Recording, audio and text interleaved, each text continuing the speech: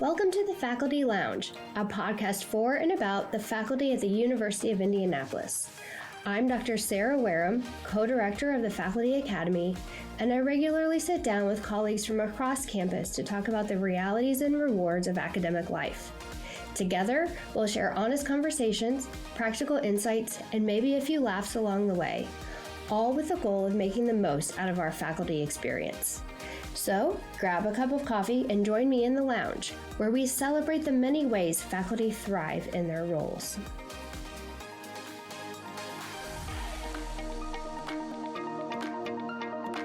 It's always fun when colleagues drop by the lounge, and today we have three very special guests. UIndy's very own Dr. Chris Plouff, Executive Vice President and Provost, Dr. Rebecca Gilliland, Associate Provost, and Dr. Stephanie Kelly, Associate Provost. Thanks for being here. Why don't we go ahead and start with a quick round of introductions. Let us know who you are, what your role is in the Provost office, and one thing you think your fellow UIndy Greyhounds would be interested in learning about you. So we'll start off with you, Chris. Would you mind introducing yourself? Yes, thank you. So I serve as Provost here at the University of Indianapolis, and I've been in that role now for a little over 3 years. And my disciplinary background is in engineering, and so I was involved for 20 plus years in teaching engineering and working with experiential learning programs within engineering. I had some administrative roles there and so forth. And so that's what brought me to administration. I was in administration at another institution for about 6 years prior to coming here to be the provost, and it's been a wonderful experience thus far, and have learned a lot. I'm sure we'll talk about that in this experience as well. And one thing you said about something that you might be interested in learning about me, I think some people do know this, but being in a provost role, it's very academic, and people think of you as an academic, but my first 8 years in higher education were actually in student affairs. And so I worked in student affairs area of higher ed before I transitioned over to the faculty side and then spent 20 plus years there. Okay, so kind of going back to your roots then. That's right. In the provost role. Right. Interesting. Okay, Stephanie, would you mind going next? Sure, I'll go next.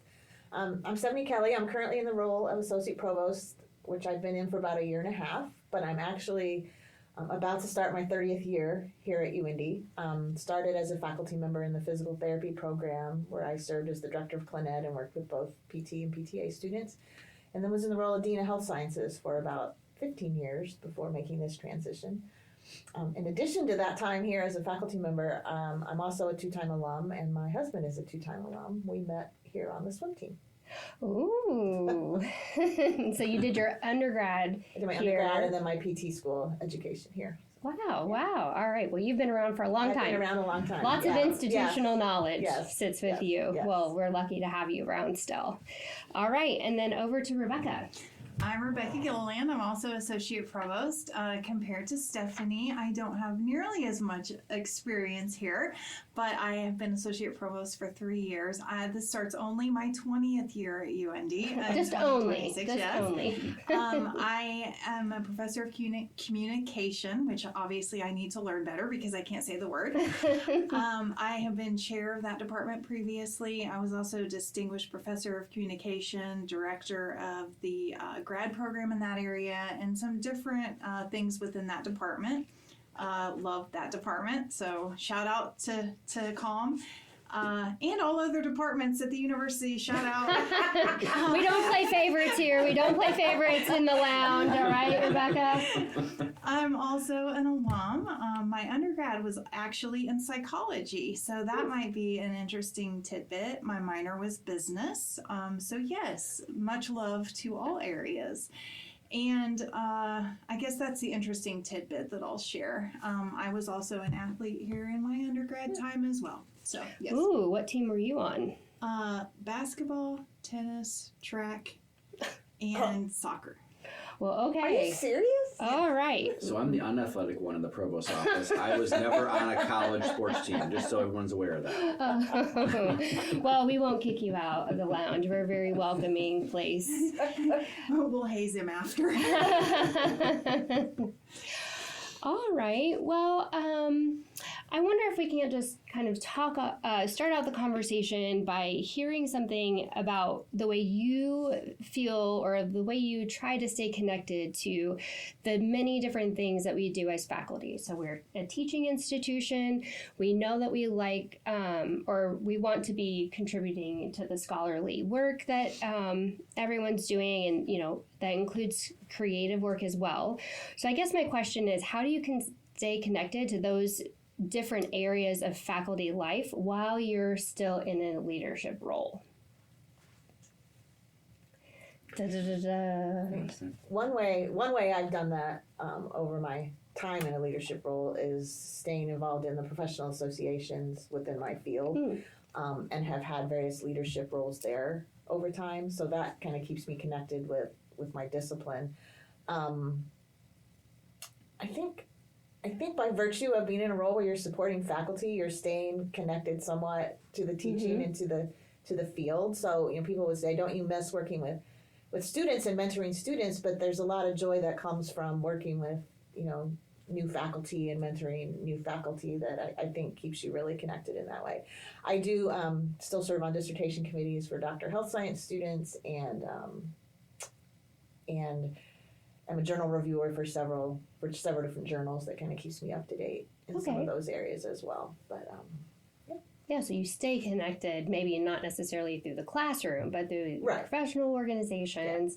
Yeah. Does anybody else do the same thing? Yeah, I think as Stephanie had said, especially earlier on in my administrative career, I was still staying more involved professionally in my disciplinary areas, and so I was involved nationally with the American Society of Engineering Educators and the work that they do around all aspects of engineering education. But in particular, I was, as I mentioned earlier, involved with experiential learning, and I was the chair of the national organization for that for a couple of years, and I stayed involved with that. I'm less involved these days, but I do work so much every day in my role with faculty from a professional standpoint, but also from a mentoring standpoint, and then also just an engagement standpoint with the work that goes on, whether it be through the sabbatical work, as an example, that our faculty do, and reading their reports and understanding what the work that they're doing and so forth, and the scholarly activities and being engaged in grant activities that the various faculty are engaged with. Those are the ways that I think I stay most engaged from a teaching, scholarly, and creative work aspect these days, even though I don't get to really practice engineering so much or to really teach engineering. I'd like to do that at some point in time. If my job can slow down a little bit, I would like to at least have the opportunity to get back in the classroom to teach something at some point. Oh, that's one thing you miss. Most administrators will say that, is that the thing you miss is being with students in the classroom. Yeah. Rebecca, can you relate to that? Yeah, same. Mine's Public Relations Society of America, so still active in that. I am afforded the opportunity. I get to be on a lot of university committees, so I actually get to do a lot of service work still, which I love. And then also, last year was my first full academic year that I did not teach, that I wasn't in the classroom, because the first year as Associate Provost, I actually got to keep my student-run PR firm the full year, which is very much an experiential class. So that's a very hands-on, service-oriented class. So I was very much still in that mode. I actually was going to teach this semester, but it just so happened that actually Mary Gobbett stepped in and told me, you don't need to do that, I will do that. She stepped in at the last moment and took that class from me. It was someone needed to step in and do an NSE class that was kind of left unmanned at the last hour. So she took that, but I'm very willing, hopefully, and able to do that. Next year, I would like to teach an NSE or an FYE or FYS. Oh my gosh, I can't even speak right now. NSE, FYS. I do know these things. I help them. I would like to be able to do one of those, especially because I do help with the whole FYE experience, which is why I'm having trouble with the acronyms. Right. To kind of keep my hand in those and to just be able to help navigate that entire system I think that that's important, and I have talked to Chris about that, and he's very supportive of that. If I'm able to continue to do that here and there, just to be able to keep our office in that system too, which is good. Right. You want to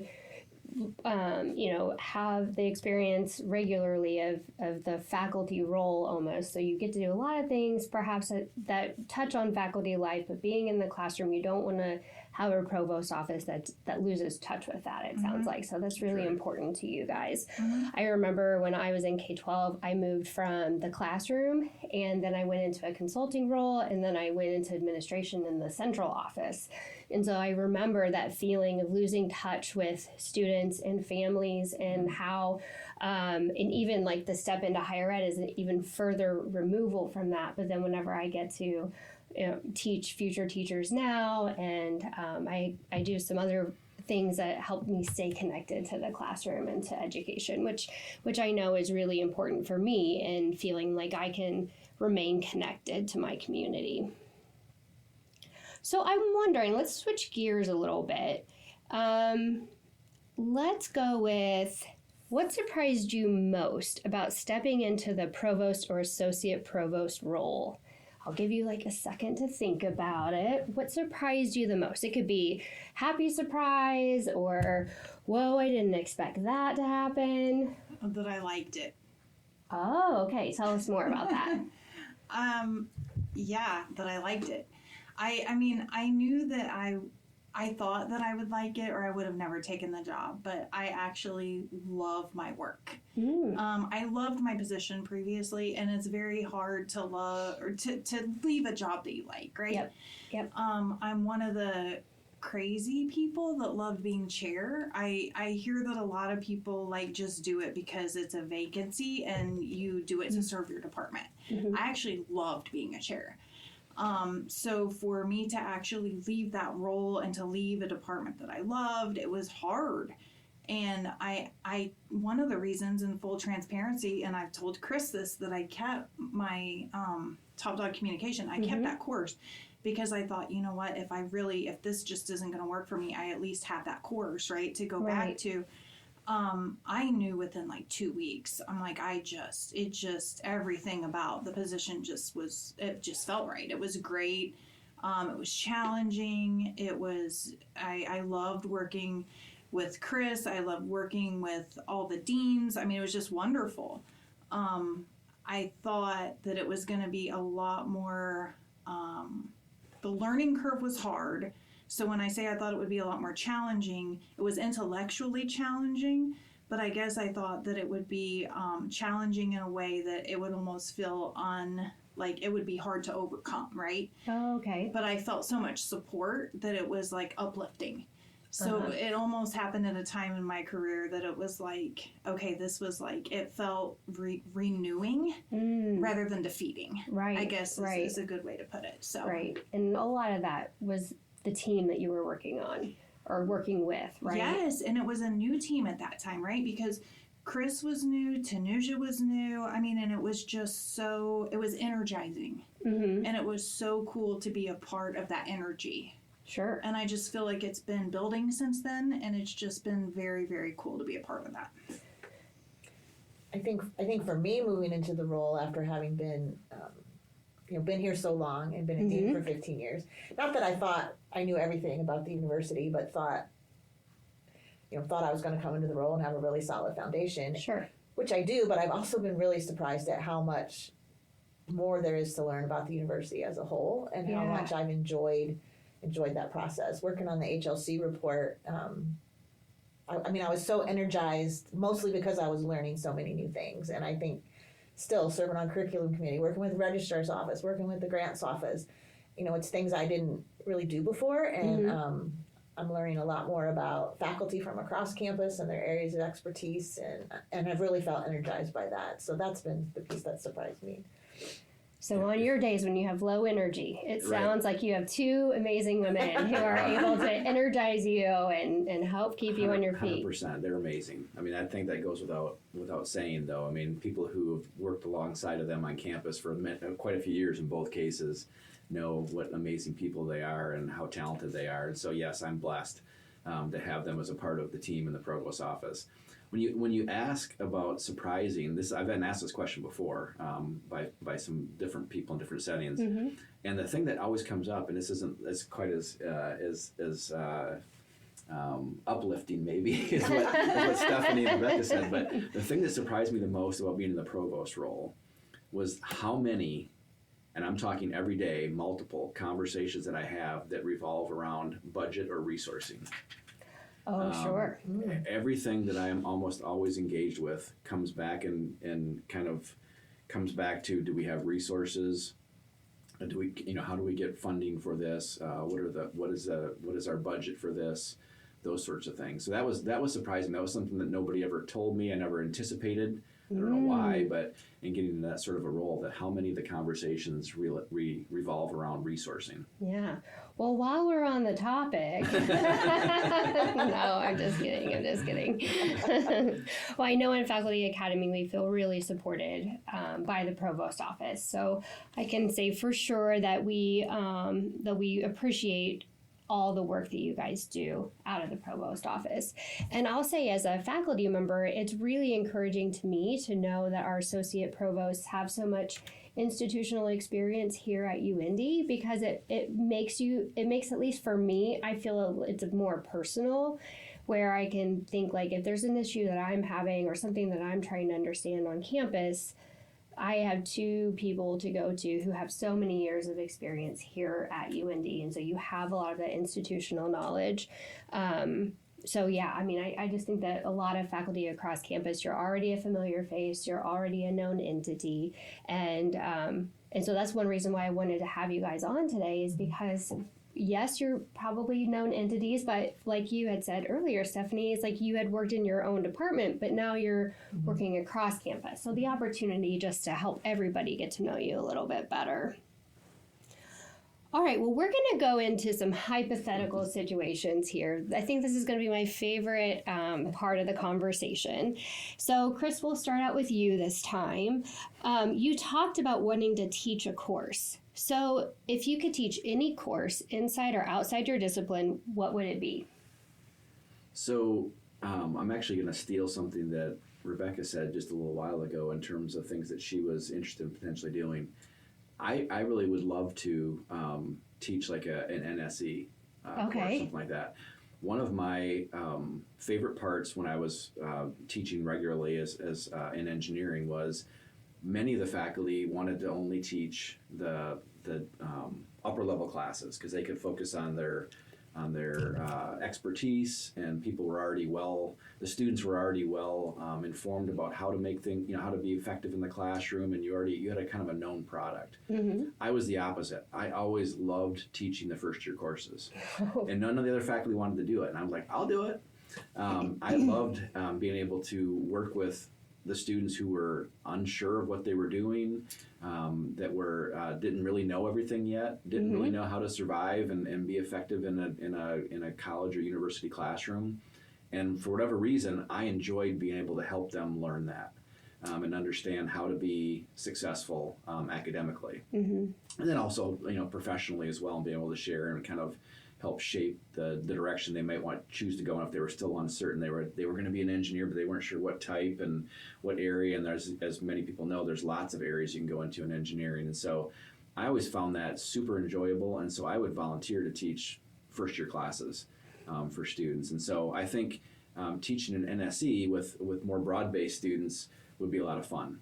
So if I wasn't teaching something in my discipline, I would love to do something like that. And that's what so NSE is the new student experience courses. Mm-hmm. And that's really what they're designed to do, right? To help students kind of learn some of the skills that they're going to need to be successful in a college classroom. Right. And Rebecca can speak more to that, as she's been heavily involved in reshaping some of those courses along with some of her faculty colleagues. But is that fair? Yeah, and then some of them are a little more departmental too. There are general NSEs, and then there are also departmental NSEs. Okay. So it depends on which one we're talking about. Mm-hmm. But yes, they all do have some common elements that are specific to just that. Mm-hmm. Yes. Yeah.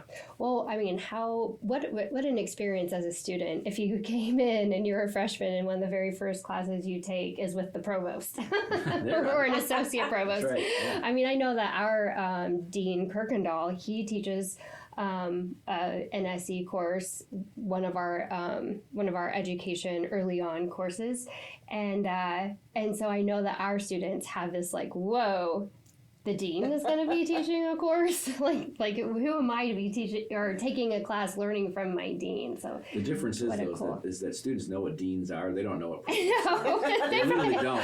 So that, believe me, I'm pretty sure they would be very unimpressed. they would be unimpressed.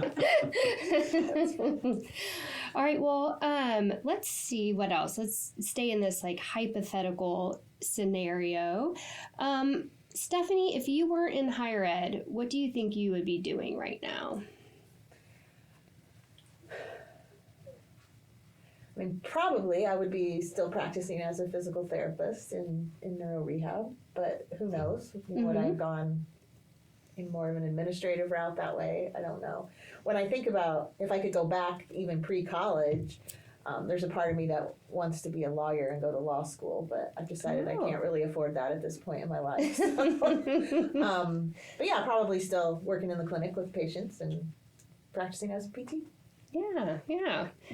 Well, good. Yeah, I think that if I weren't in higher ed, I would still be teaching. I think that I had thought that administration was like a growth point for me, which it was, but then I kind of felt like I had grown out of that role. And sometimes you think about like going up into administration as being, at least for me, I thought, opportunities for growth. But then I also saw and missed so much of what was happening in the classroom and all the new challenges that teachers are facing. So I think I might, if I were to leave the role that I'm in now, I might actually go back to the classroom rather than going back to like K-12 administration, because it's a whole new world out there from when I left the classroom, a while ago. So, let's see. Rebecca, I wonder if I can ask you this question. So if you were to take a sabbatical next semester,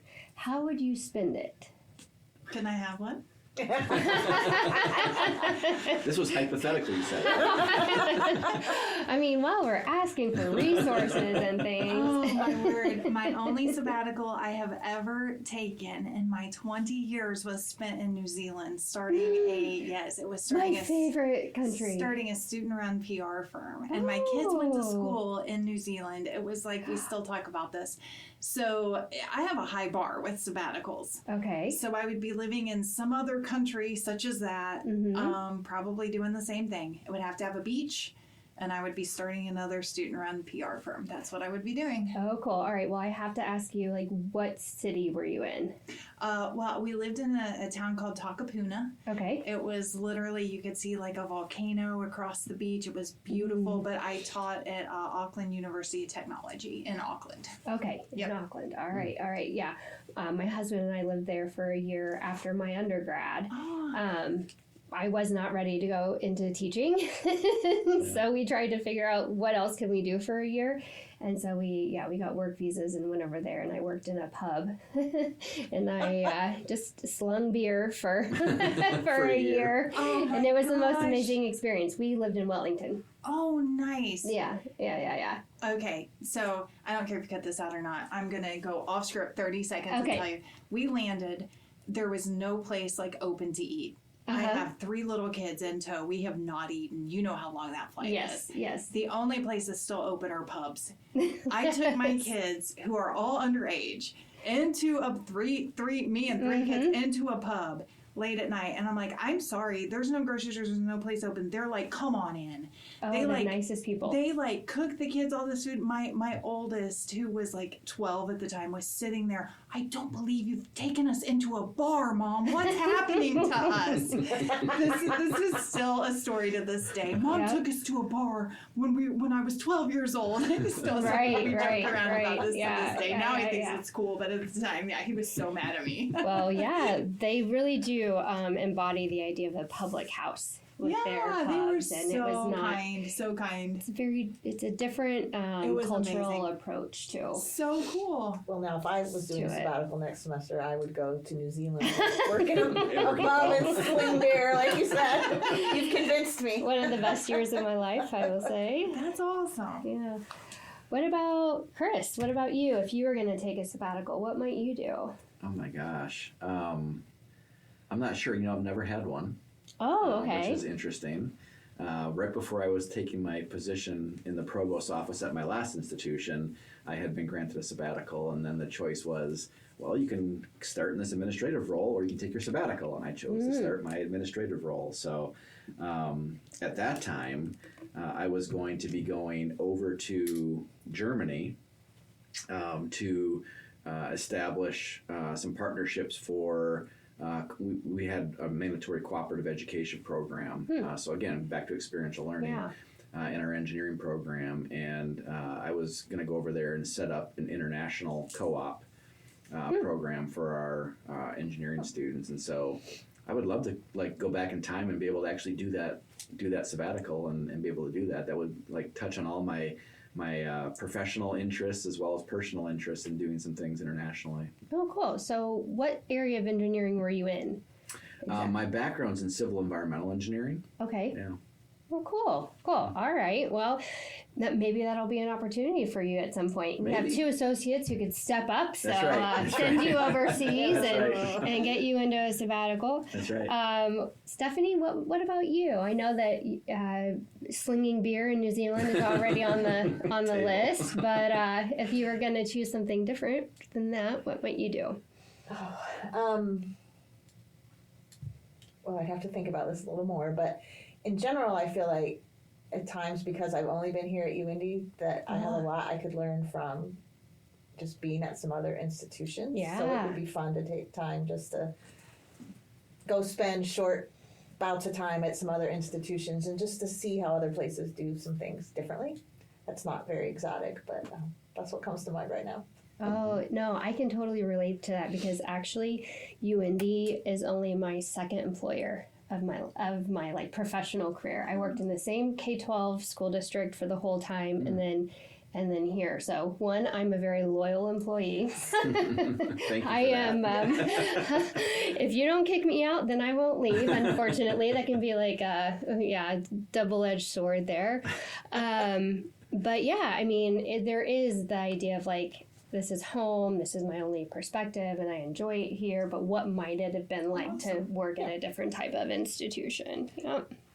Yeah, or even just seeing what are some things you could learn from another place and bring back, because I think sometimes we get locked into this is how we've always done it. This is the way that it's done. I know there's things that happen that I just think that's how everybody does it, and learning from other institutions that you can bring back and make some changes here would be fun.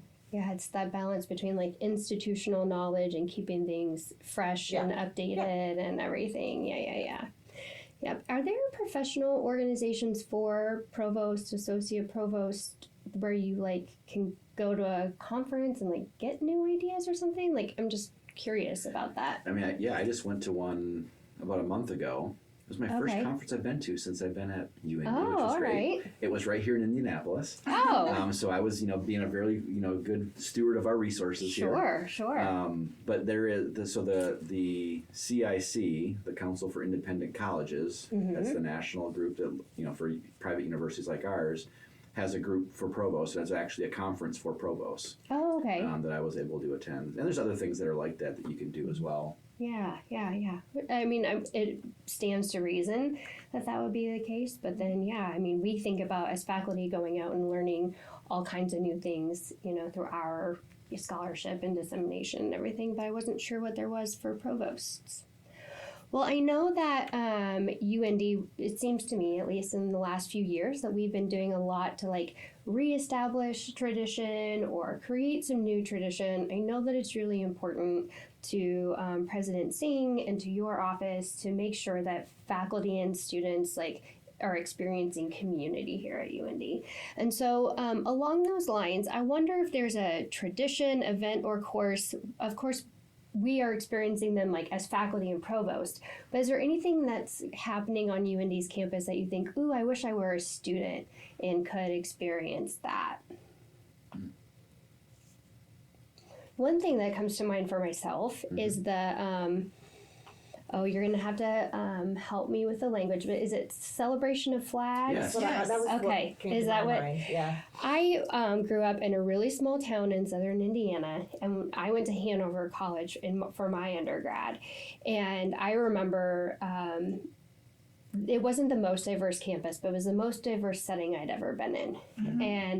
And just to be able to like learn from people who had different backgrounds than myself, even from, you know, living in the same state, just different kinds of experiences. And I think that as a student coming to UIndy, if I could see the representation of the many different countries and cultures that are represented here at the university, I think that that would be really cool.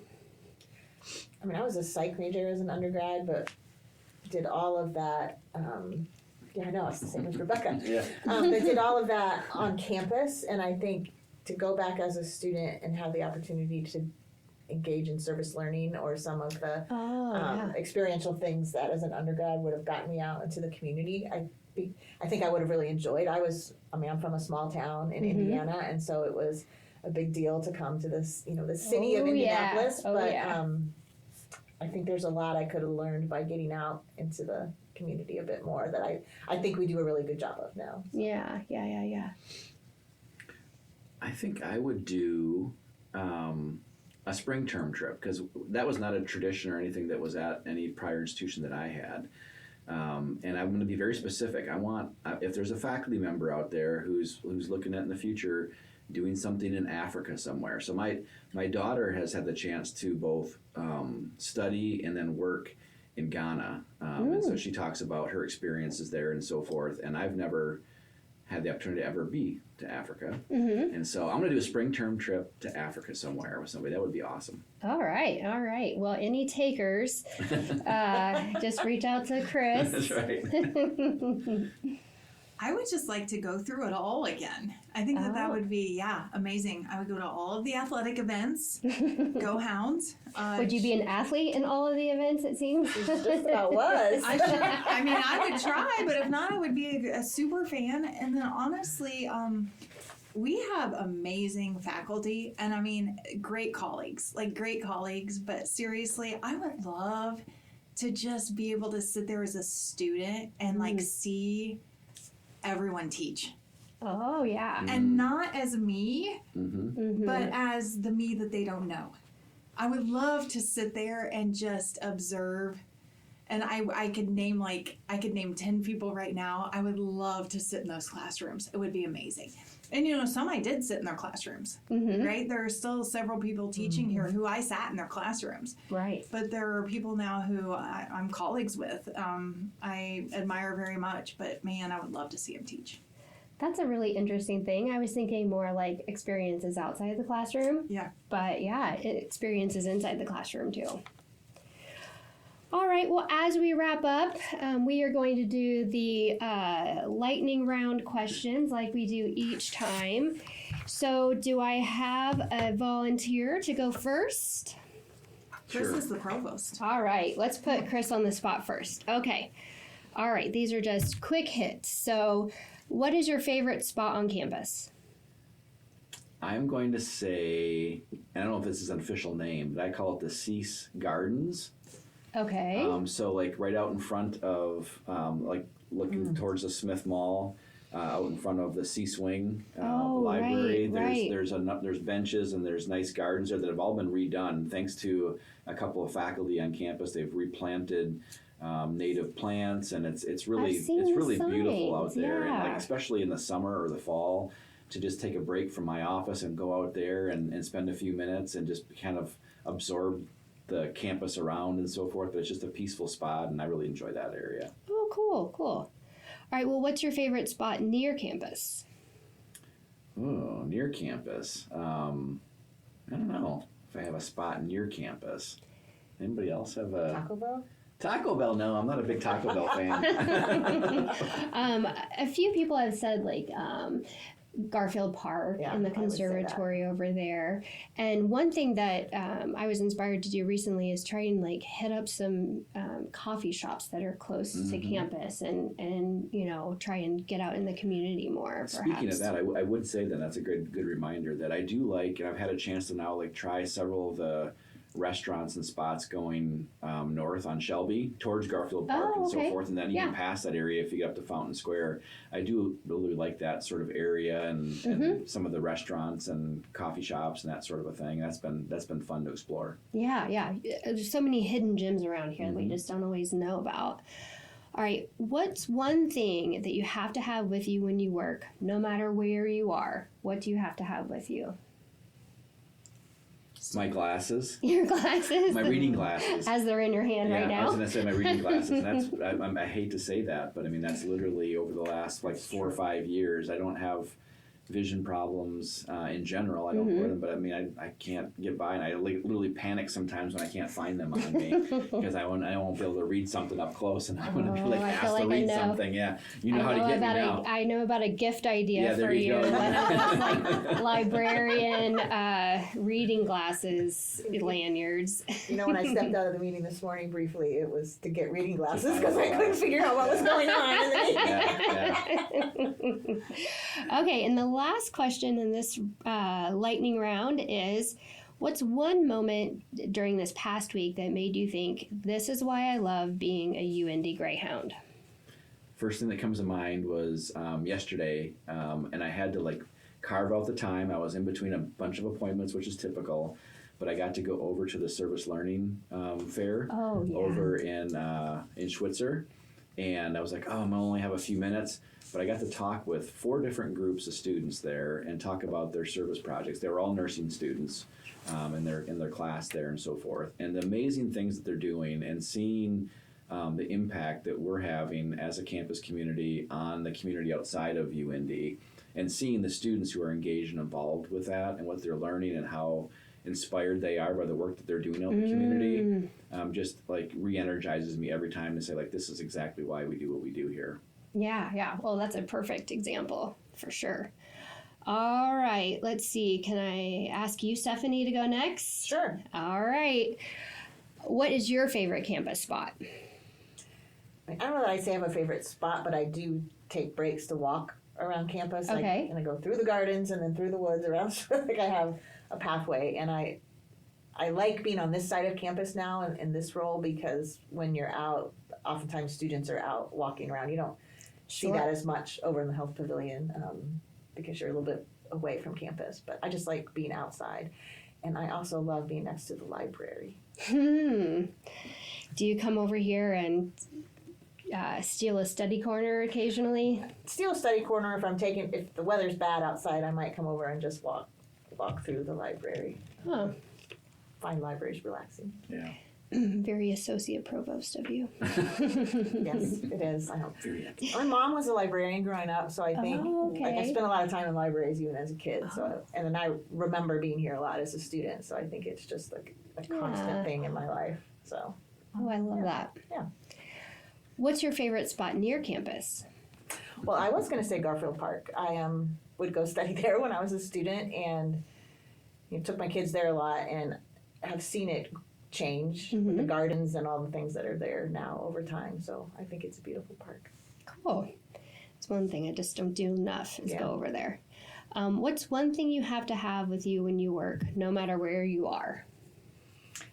Well, besides my reading glasses, I like to have a piece of scrap paper. So I'll pull paper out of the recycle bin that's clean on one side, because I'd like to sketch out my thoughts, but it's nothing to keep. I just have to doodle and do that while I'm working on something to get my thoughts aligned before I start on the real work. So. Gotcha.